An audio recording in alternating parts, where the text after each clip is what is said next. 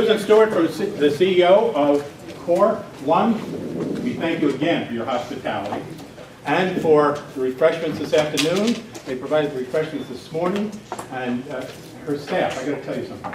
Colleen the other night, after the event, late into the evening, was still working until about midnight with emails back and forth to make sure that we were coordinated. I said, I'll put a good word for you. Well, let's give Colleen and Misty. They are the most diversified group of people. There's not anything you can't ask. Colleen, Misty, and Marla's in the back there. So I try to see if I can get started on a few of my slides. What I wanted to do is just do some general housekeeping. First and foremost, welcome to Core. As you celebrate your 25th anniversary, you are making another first. You are the first group to be in our new auditorium. We just moved into this facility in the last few weeks, and we've really kept it unoccupied because we were saving it for a special day. And I can't think of a more special day than today for the Trio Summit. So I do appreciate all of it. Everybody got to make sure you keep your lids on your cups. Yes. And in the bag in front of you is a Core cup in case you don't have one. And do not mess this room up. You'll never be That was part of my housekeeping, was to remind you, cups, please put cups on, the lids on your cups. That is a practice here that every Core employee does. We provide the cups, we provide the lids, because it's the only way we can keep the building looking beautiful. I just want to add one quick thing. Sure. We were in Pittsburgh 21 years ago. So we want to be able to come back 20 years from now again. That's great. I hope you'll come sooner. So, great. Restrooms. If you need restroom, all you have to do is go out this door, make a right, and then another right, and the restrooms will be on your left-hand side. In the event of a fire, I hope that does not happen, we'll go out this back door, and right out the door there is an exit door. We do have recycle bins in the pantry. Underneath the soda are the recycle bins, and then underneath where the main food was the other trash. If you need to make a phone call, I can't remember if it's this wall or this wall, that wall. If you go right out these doors around the bend, there is a phone should you need to make a call out. And if you ask yourself, why is it so low? That was because of ADA, we had to put it that low. So it's not real convenient, but we want to respect any folks that may be in a wheelchair. What I'm going to do is, some of you may have been here before. I know some of you come regularly to help and volunteer. But for some of you, this may be your very, very first time here at Core. And I wanted to give you a little snapshot of where we have come from to where we are today to where we want to go to in the future. We are a full-service organ procurement organization, which means not only do we go out and find organs and work with the hospitals to provide organs, solid organs to the transplant centers, but we also are very active in tissue donation, bones, skin, tendons, ligaments. Then the third arm of our organization that makes us full service would be our eye division. And we have Janice over here, who you will be hearing from in a little bit. She's going to talk to you about what we do in our eye division, because I felt like maybe you've heard a lot about organs and you may have even heard about tissue, but I don't know that you've really had the opportunity to know what happens in the eye bank. And Janice will just excite you and ignite your fire with her presentation. I've heard her. Misty's going to talk to you about what's going on in the community, because we all know that we cannot have an organ if it doesn't start out in the community with awareness and with trying to encourage people and educate. And one of the big national initiatives is to drive the donor designation. So Misty's going to give you a high-level national overview with a little bit about what we're doing here at Core. But now let me show you where we started. Some of those names, I'm sure, are very familiar to all of you. This was our very first office, and we were known at that point as the Transplant Organ Procurement Foundation of Western Pennsylvania. We were organized and founded in 1977 by a great transplant surgeon by the name of Dr. Thomas Hackla. I don't know if any of you have had the opportunity to meet him in the past. Just a phenomenal man. He has since retired and has moved out west and having a wonderful life. And then a great name, who this gentleman was our chairman of our board, our first chairman of our board, because at that time whoever the chairman of the Department of Surgery was at the university was automatically the chairman of the core board. And that was Dr. Henry Bonson, who was a cardiothoracic surgeon and a great pioneer in the field of cardiothoracic transplantation. And then Brian Breisnuck, he was the first, the second. Don Denny was the first, but Brian worked with Don Denny, and then Don left, and Brian became the CEO for almost 30 years, and he really had the vision of where he wanted to take at that time TOP to then Pittsburgh Transplant Foundation to now CORE.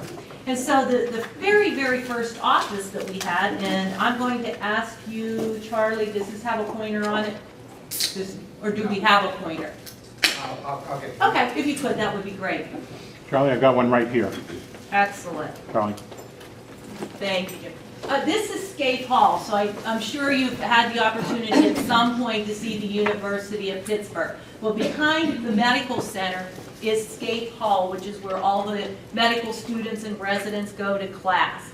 And that is Scaife Hall. But up on the very top of Scaife Hall, there was a trailer. And they put a trailer on top of Scaife Hall, and that was where the offices started from, in this tiny little trailer. And they said when the wind would blow, you weren't really sure if you were going to not get blown off the roof. But that's where we started. Okay, that's fine. We can keep going. Well, then we thought we were really moving uptown. We got really excited because we outgrew the trailer. It really only held about 2 people. That was Brian and Don Denny. And at that time, we were just focusing on organs. But then Brian had the vision to say, let's buy our own building.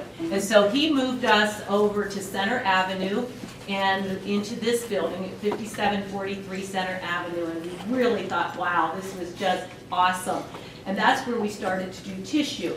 And then we stayed there for a while, but we continued to grow and grow and grow. And another problem that we had is we had a lot of vandalism, because it was it wasn't the East Liberty that we know now. It was a pretty rough area, and we had a lot of cars stolen, we had a lot of broken windows, and we didn't have much parking. So it was decided that we needed to move. So we moved over here to REDC Park, which was phenomenal. We had great parking, great views, and we started with the wing that the board, the conference room that you were all in earlier today, is where those glass windows.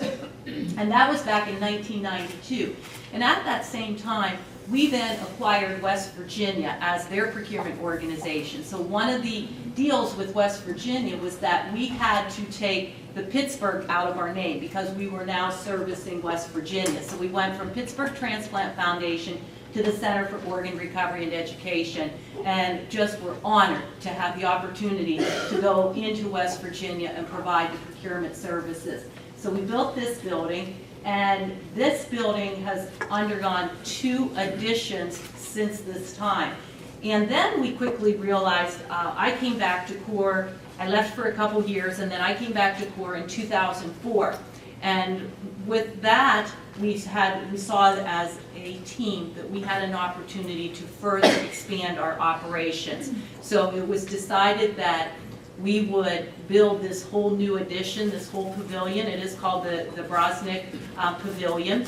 And we haven't dedicated it yet, so you're even ahead of the time, because it's not until next spring are we going to hold a formal dedication, because we're still going through 2 more phases of construction. But then what happened, we had a building that we owned, we demoed that building, and we started the construction of this pavilion. And it was very important to us as an organization that the 2 buildings be connected. We did not want staff to feel like they were in that building and administration was in this building. So it was absolutely one of our mandates to the architects that the buildings would be connected. And so this is just some of the work. Let's see. Is that Charlie? You stepped out. I don't know why that's not coming through. This is just some of the work. David in the room? Charlie, something on those slides that you did for me. There we go. Let's see if that's working better. I think I'll work off of the keyboard for the time being. No, we won't work off the keyboard either. Let's see. I'm not advancing those.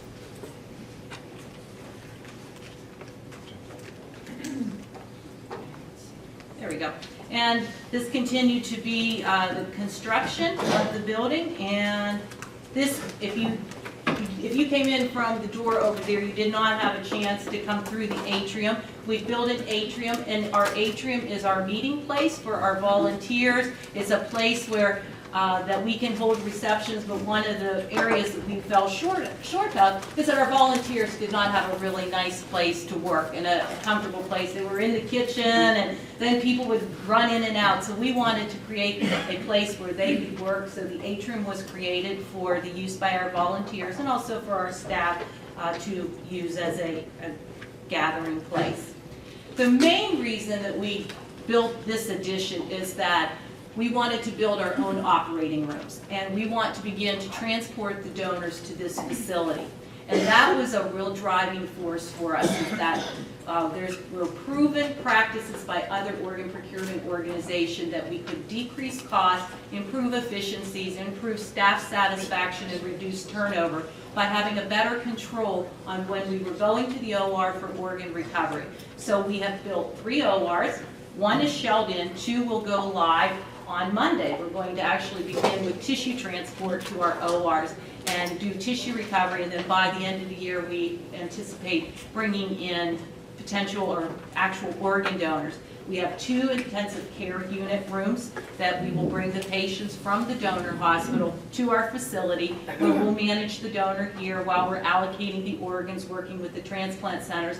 Then we'll transport them into the OR once the surgeons arrive, and we'll carry out the recovery of the organs. So we're very, very excited about this initiative. These ORs are just absolutely gorgeous. And in the future, you'll be able to sit in this room and be able to see the video monitoring down into the operating room that we can use for training and education. So it'll be gorgeous. You won't be seeing it on a PowerPoint. You'll be actually see it live. Surgeons are just so excited. They really believe that we're going to be much more efficient. This is the organ OR suite. So it's pretty exciting. We aren't going to stop here. This will be eventually the future building of CORE. You'll see coming out of the area, that will be the screen group. We are going green in this facility.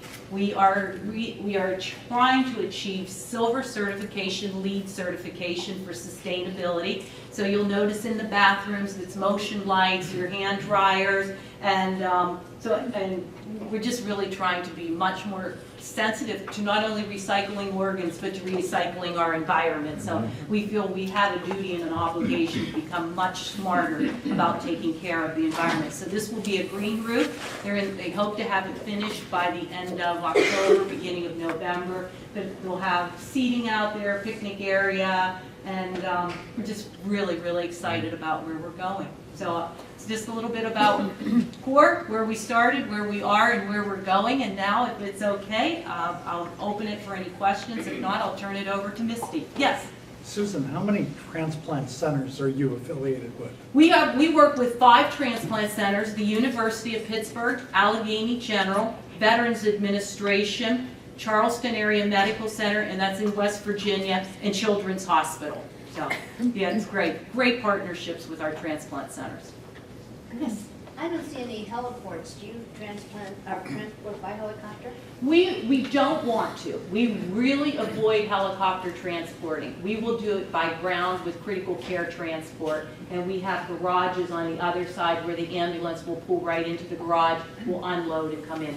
We just feel we use a company that helps us with all of our charter, and there's just too much risk with helicopters that we don't need to take. And if we have to, there is a helipad that's down by Max and Irma's that we can use if we have to. Susan, that green roof, is that painted green or is that grass? That's actually grass. Really? Yes, Wow. and you'll see, it's not, you can't see it, but you'll see the green ribbon. Yeah. That's going to be boxwood, and that'll be, but everything, it will be all ground covers, grasses, and Cool. different, yeah, very, very, very cool. It's very cool. All right. Yes? Will you ever have the ORs, say, up on your website so somebody like me from Canton, Ohio could go there and watch? No, we've not talked about that. I don't want to say we would not do it, but in order to do something, it would have to be a secured site. We would have to have family permission and authorization, but we are hoping to be able to do it right here in this room with family authorization. We have a great suggestion. That we love new ideas. Please. I'm interested to know, the transplant hospitals, how are they accepting this new concept of actually, bringing the Patient here, they pushed for it, because what happens is that the transplant surgeon leaves, let's say UPMC, and he travels to West Virginia University, and he thinks he's going to go there for an OR time of around 4:00 p.m.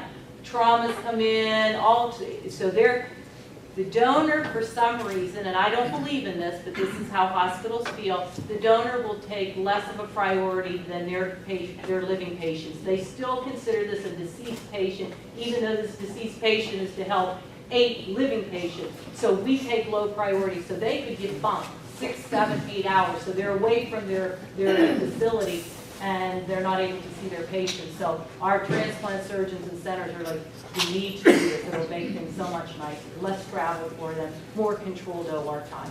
Well, yeah, it frees up the ORs in the hospital. It does. It's a win-win. It frees up so that they don't have to worry about juggling for us, and we don't have to try to work within their parameters. many field fields according to the system? Right now, St. Louis is the leader of the pack. They have, I think they just performed their, what did Karen tell us, their 1,000th organ transport. Then New England Organ Bank, Baltimore, their OPO is doing it. Philadelphia built the ORs, but they're not using them yet. I think they do tissue, but I don't think they're planning to do any organs in the near future. So there's probably about 8 to 10 of us that are moving in this direction. Chicago has one. Chicago, that's right. I've been to theirs. They have one. They use theirs for organs. They've been very active as well.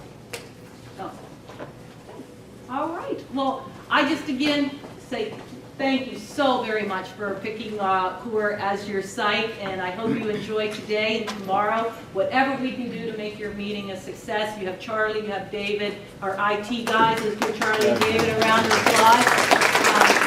Here. And